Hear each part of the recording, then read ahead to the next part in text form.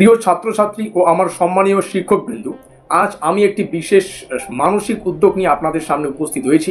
শিক্ষা প্রত্যেক মানুষের মৌলিক অধিকার, কিন্তু অনেক সময় আমাদের শারীরিকভাবে অসুস্থ বা প্রতিবন্ধী ছাত্রছাত্রীরা সেই সুযোগ থেকে বঞ্চিত হয়।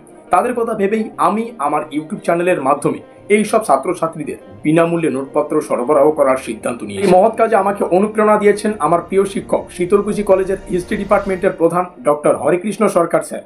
আমি একসময় স্যারের ছাত্র ছিলাম, আর আজ শিক্ষকের আসনে দাঁড়িয়ে আমি যখন এই উদ্যোগ নিচ্ছি, তখন স্যারের উৎসাহ ও আশীর্বাদ আমার কাছে অত্যন্ত মূল্যবান। স্যারের প্রতি আমার অন্তরের কৃতজ্ঞতা প্রকাশ করছি। তিনি প্রমাণ করেছেন একজন শিক্ষক শুধু ক্লাসরুমেই নয়, সমাজ গঠনের প্রতিটি পর্যায়েই তার ছাত্রদের পাশে থাকেন। এই মুহূর্তে আমি আন্তরিকভাবে অনুরোধ করছি আমাদের প্রতিটি কলেজের সম্মানীয় অধ্যাপক ও শিক্ষকবৃন্দ যেন আমাদের পাশে থাকেন।